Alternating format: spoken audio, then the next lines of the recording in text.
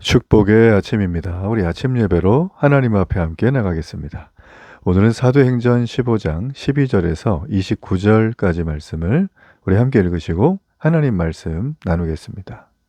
온 무리가 가만히 있어 바나바와 바울이 하나님께서 자기들로 말미암아 이방인 중에서 행하신 표적과 기사에 관하여 말하는 것을 듣더니 말을 마치매 야고보가 대답하여 형제들아, 내 말을 들으라.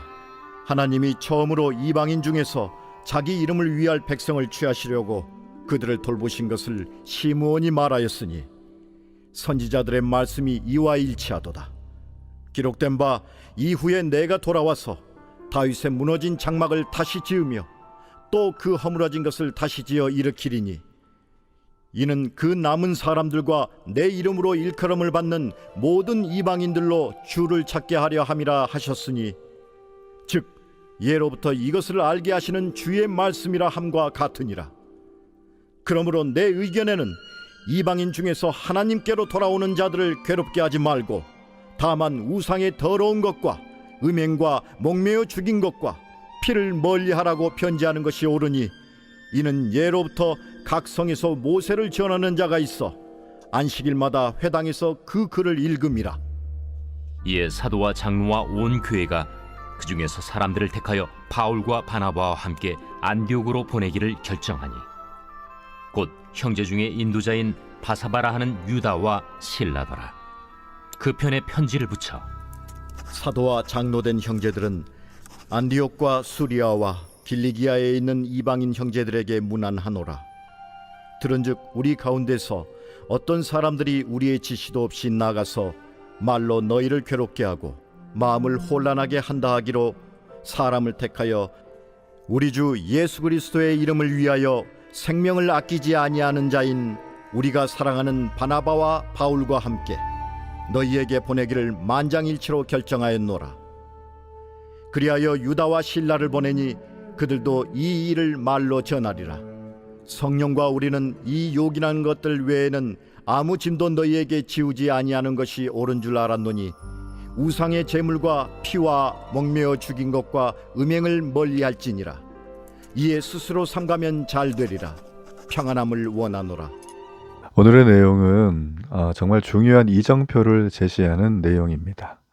바로 교회를 어떻게 성령의 뜻에 따라 하나님의 뜻에 따라 이끌어 가는가, 이거를 잘 보여주는 내용이라고 할 수가 있습니다.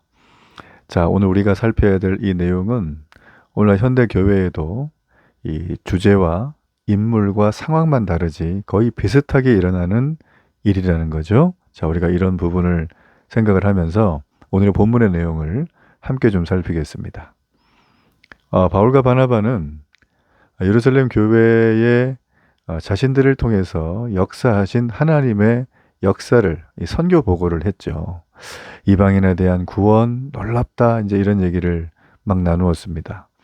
그리고 하나님이 친히 이방인들의 구원을 어쩔 수 없이 받아들이고 용인하신 게 아니라 옛적부터 아주 율법 속에서 이미 다 예언하신 그 내용 따라서 구원을 이루어 가셨다라는 것입니다. 그래서 그들을 위해서 아낌없이 표적과 기사를 행하신 하나님을 오늘 이 바울과 바나바는 예루살렘 교회 지도자들 앞에서 만천하에 선교 보고를 하고 있죠. 그 장면을 생각을 해보면 참 영광스럽습니다.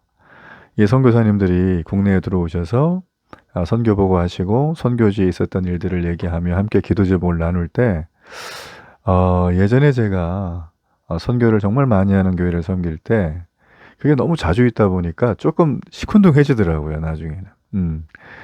국내에서도 얼마나 할 일이 많은데 뭐 저렇게 해외까지 가서 하셨던 뭐 이런 생각도 제가 약간 좀 하나님 앞에 죄송할 만큼 했던 적이 있어요. 이걸 너무 일로 받아들인 거죠. 여러분, 우리가 살아가는 삶은 선교입니다. 우리가 살아가는 삶은 우리 자체가 성경이 되고 하나님에 대한 이정표의 역할을 우리가 해야 한다는 거죠. 우리의 데일리는 복음이 삶이 되는 데일리가 돼야 된다는 거예요. 저희 교회 이름이 바로 그겁니다. 자, 이렇게 지금 들뜬 마음으로 기쁜 마음으로 하나님의 역사하심이 이루어지는, 하나님의 기적이 나타나는 이 놀라운 이방인에 대한 구원의 역사, 지금 이게 끝난 게 아니고 앞으로도 막 될 거라. 계속 될 거라고 아마 얘기를 했겠죠. 자, 그런데 지금 이제 그 얘기를 듣고 있는 예루살렘 교회잖아요. 이게 유대교에서 크리스천으로 개종한 사람들이 쭉 앉아 있는데, 특별히 그 중에 유대인 출신의 바리새파, 자, 이들이 개종한 사람들이 있어요. 이 사람들은 그 얘기를 들으면서 어떤 표정을 지었을까요? 반응이 어땠을까요? 뭔가 좀 똥 씹은 표정이겠죠. 침묵할 수밖에 없을 거예요. 자, 그도 그럴 것이 그들은 바리새파, 제가 말씀드렸지만 율법에 헌신한 사람들이에요. 근데 헌신이 잘 지키자, 뭐 이 정도 개념이 아니에요. 인생을 갈아놓고 집안 대대로 모든 생활 양식과 행동이 그거예요, 사람이. 고민할 겨를도 없이 그게 자체가 그냥 옳고 맞고 그대로 하지 않으면 하나님 모독하는 거고, 막 이런 어떤 레퍼런스가 이들에게는 막 세팅이 다 돼 있는 사람이죠. 예. 마라톤 선수에게 갑자기 어느 날부터 평생 달리기 하지 마 그러면 그건 사형 선고죠.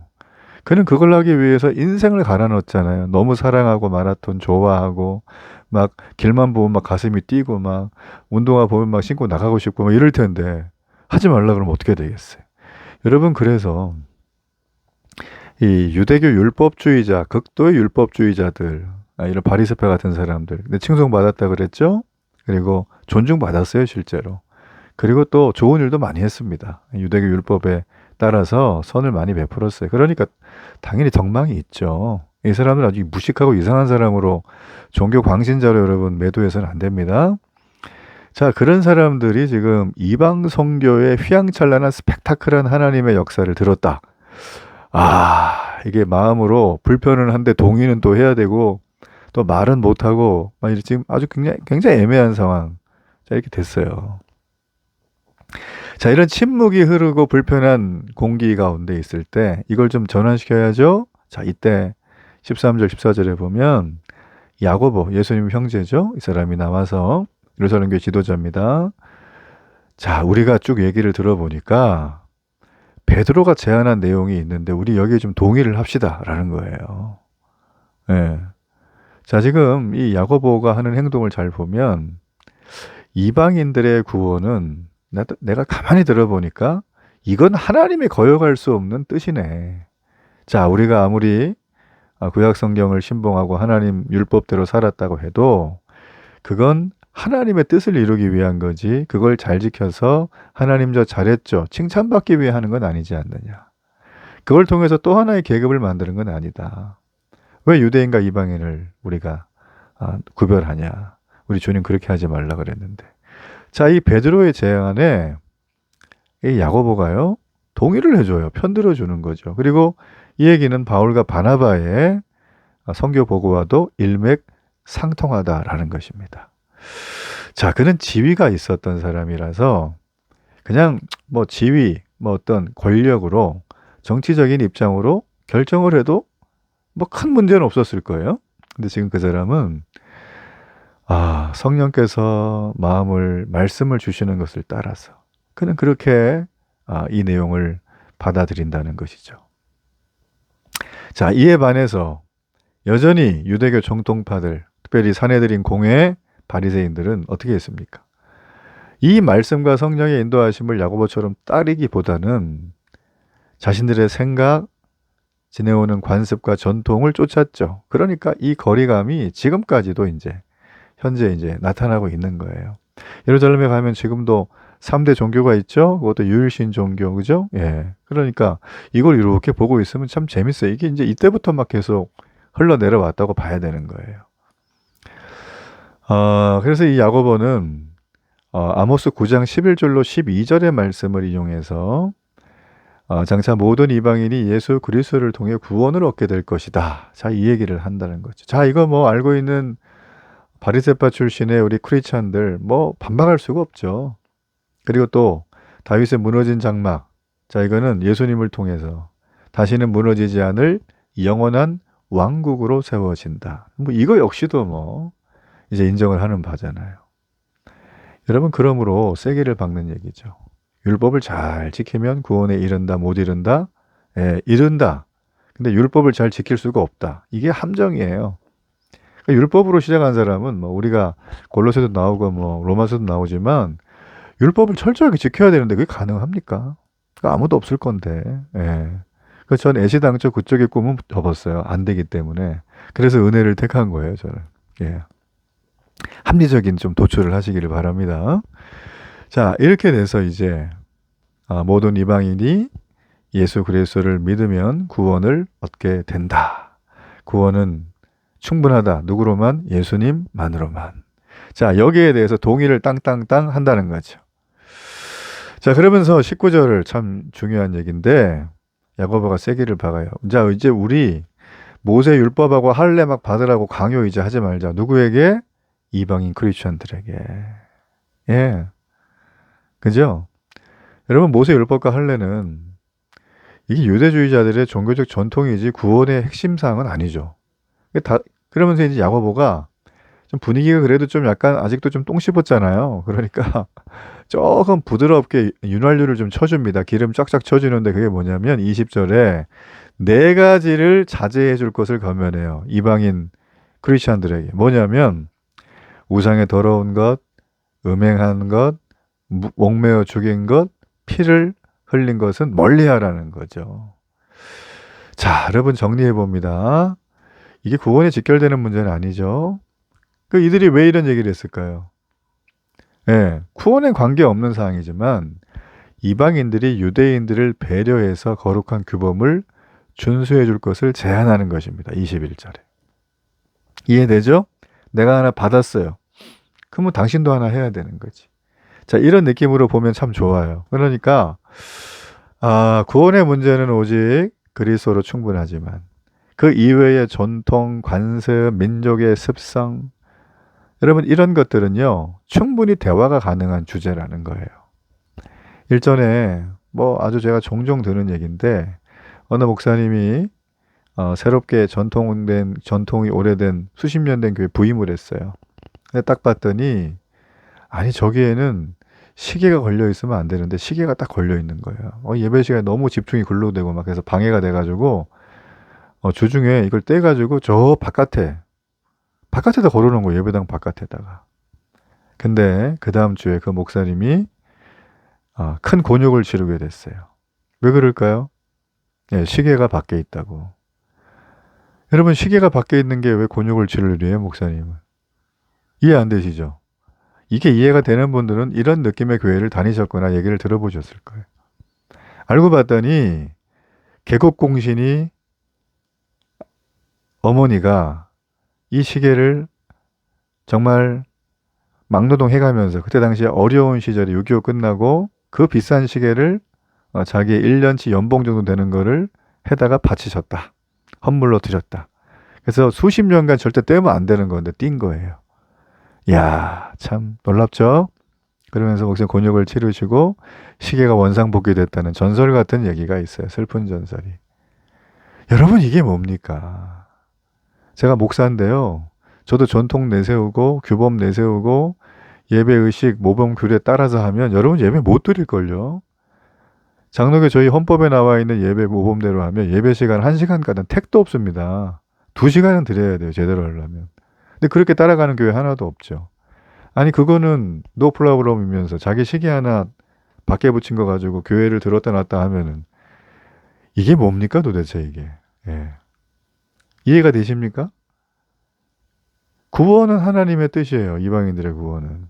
그러니까 유대인 너네들 아무리 내가 택한 적이라도 그건 넘지 말아야 될 영역은 넘지 마. 이게 야고보는 그거 알아들은 거고 베드로는 경험을 했죠. 고넬료 건지면서. 그리고 바울과 바나바는 막 이방인 선교를 했으니까 막. 이 사람은 이제 다 이제 체험이 있는 사람이고 경험이 있는 사람이고 야고보 역시 성령의 인도함을 받으니까 여기에 대해서 아주 깔끔하게 정리를 했는데 여러분 우리가요 교회라고 하는 건 하나의 공동체이지 나 혼자 교회 가서 위로받고 격려받고 성경 모르겠으니까 가르쳐주세요 성경 배우고 심지어 제자훈련도 받고 다 배운 다음에 그냥 어느 날 소리 소문 없이 사라지는 그런 학원이 아니에요. 하나님을 그 정도 수준으로 대하고 있는 거예요, 여러분이. 그런 분들은 복 받을 수 없습니다. 그렇지 않아요? 맨날 여기저기 빌붙고 다니다가 필요하면 흥, 나보면 그냥 쌩, 이런 식으로. 자, 여러분, 이거는 정말 비양심적이고 비도덕적이고 일반적인 사회생활에서도 배제되는 사람들이죠. 여러분, 교회를 그렇게 다니게 되면 시기 하나 가지고 죽을랑살랑 그럽니다. 제가 이 얘기를 왜 이렇게 심하게 말씀을 드리냐? 공동체를 혼란과 분열과 분쟁을 초래하게 하면은 이거 용서받기 어려운 거예요. 공동체는 무엇입니까? 교회는 그리스도의 몸이라 그랬습니다. 몸을 난도질을 하는 겁니다. 몸에다 총알군형을 내는 거고, 몸에다가 술을 들이붓는 거고, 몸에다가 마약을 하는 거고, 몸을 만신창이로 만드는 행동을 그 시기 하나 때문에 하고 있으면 되겠습니까? 예. 여러분, 교회를 위한 바른 결정이 무엇인가를 생각해야 돼요. 아무리 자기가 교회에 많이, 소위 말하면 아주 쉽게 얘기해 볼게요. 지분을 갖고 있어도 그 행사해서는 안 됩니다. 어처구니 없고 기막힌 얘기들을 종종 들어보면 그건 말도 안 되는 어떤 의사결정들을 하고 있더라고요, 보면. 또 그 얘기를 제대로 하면은 듣지도 않고 이해한다 그러면서 딴짓해요. 저는 정말 넌센스예요. 그걸 들을 때마다. 어떻게 저럴 수 있을까? 교회에 대해서. 교회를 어떻게 생각을 하길래. 그 얘기는 주님이 어떻게 생각하길래 성령의 인도조차도 무시하며 저렇게 자기는 누구라고 직분 내세우고 뭐 몇 년 다녔다고 계급장 얘기하고. 여러분, 이건 아니에요. 그냥 양심걸 가지고 한번 생각을 해보면 금방 알 수가 있어요. 모세 율법과 할례 할아버지라도 오늘 바울과 바나바가 이방인의 땅에서 성령의 역사하심과 구원의 파노라마를 본 것과는 비교를 할 수가 없습니다. 그러면 교회가 너무 인간적인 집단이 되고 정치적인 집단이 되고 문화의 아주 세큘러한 집단이 되게 되는 거죠. 교회는 경영학을 부정하지 않지만 경영학의 원리를 중심에 둬서는 안 되는 거고요. 교회는 인문학을 싫어하지 않고 오히려 포용하지만 인문학적인 멘탈리티로 사람들의 죄에 대해서 실수라고 여기는 말을 해서는 안 되는 거죠. 교회는 교회만의 기관에 나름 핵심이 있는 거거든요. 교회는 성경을 제대로 얘기를 해야 되는 겁니다. 복음이 무엇인지를 얘기해야 되고 아무리 죄가 싫다 그래도 죄에 대해서 분명히 지적해야 될 필요가 있고 그 죄를 함께 우리가 주님의 은혜로 사함받은 공동체라고 하는 신앙의 고백이 따라야 되는 것이죠. 이 초대교회가 우리에게 지금 그걸 보여주고 있다라는 것입니다. 얼마나 중요한가요? 그죠? 여러분, 그리스도인들과 교회 리더십들은 분명히 명심해야 됩니다. 교회는 사조직이 아니라 몇몇 사람의 입김을 움직이는 게 아니라 성령의 뜻을 따르는 공동체이다. 성령께서 우리에게 역사하시는 대로 우리는 우리 유대교 그 교리에는 말이지 이방인들 다 부정한 개라 그랬거든. 쳐다도 보지 말아야 돼. 자, 이런 뉘앙스가 오늘날 우리에게도 버젓이 있다면 이건 빨리 회개해야 됩니다. 여러분, 이건 반드시 바꿔야 돼요. 이걸 그냥 둬서는 안 되는 겁니다. 우리에게 가장 중요한 게 뭡니까? 하나님의 뜻 아니에요? 요한복음 4장에 보면 아들을 보고 믿는 자, 이것이 하나님의 뜻이라 그랬어요. 그렇죠? 그리고 그 주님이 다시 오셔서 우리를 부활케 하신다고 하셨어요. 주를 믿는 자들의 주님의 뜻은 아버지의 일을 우리가 하는 겁니다. 여러분, 그게 첫 번째지. 어떻게 교회가 모여서 맛있는 거 해먹고 서로 교제하고 그런 다음 뭐 합니까? 남 흉보고 헐뜯고 키재기하고 무슨 자랑 하다 서로 깨지고 또 딴 교회로 옮기고 이렇게 상습범들이 굉장히 많아요. 여러분, 리더들은 절대 그래서는 안 되고 연약한 성도들이 그런 걸 할 때는 잘 권면하고 다독이고 권징해야죠. 권징. 치리와 권면. 그죠? 여러분, 그러므로 교회를 그렇게 세워가는 것이 옳습니다. 여러분, 자주 말씀드리지만 이 땅의 모든 사람을 하나님이 구원하라고 우리를 보내신 게 아니에요. 그럴 수도 없고 만약에 그거라 그러면 굳이 복잡한 방법 하나님 안 쓰시죠.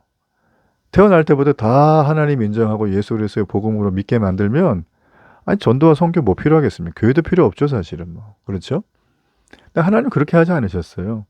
왜 그래요, 목사님? 저도 잘 몰라요, 왜 그랬는지는. 하나님이 만드신 룰이에요, 그게. 여러분, 그러므로 내 생각, 내 경험, 내 뜻, 내 추억 다 좋아요. 교회 수십 년 전통 다 좋아요. 뭐 추수감사절 때는 이런 거하고 다 좋은데 성령의 음성을 들어야 해요. 하나님의 뜻이 먼저입니다. 이해가 되시나요? 오늘 이 본문의 말씀은 자, 그것을 우리에게 너무도 명확하게 보여주는 내용이죠. 오늘 제가 좀 약간 필터 없이 좀 약간 레디컬하게 말씀을 드린 거 여러분 이해해 주시길 바라고, 혹시 이런 일에 직간접적으로 연관되어 있는 혹시 가해자가 계시다면 빨리 회개하시길 바라고, 우리의 남은 생이 그리 길지 않습니다. 내가 젊어요? 길어봐야 100년이에요. 여러분, 그리스도의 몸된 교회, 몸을 훼손하고 어지럽히고 혼란하고 분열하고 분쟁케 하는 자는 그 여러분 살아가는 데 있어서 어떤 삶을 살지 정말 마음이 아픕니다. 마음이 아파요. 여러분, 성령의 인도를 받으십시오. 하나님이 기뻐하는 교회로 이끌어 가십시오. 그런 은혜와 분별이 있기를 축복합니다. 결단의 기도를 드립니다. 살아계신 하나님, 저희가 죄인입니다. 회개합니다. 불쌍히 여겨주시고 언제나 전통보다 앞서신 생명의 말씀, 성령의 인도를 받는 저희들 되게 하소서. 예수님 이름으로 기도합니다. 아멘.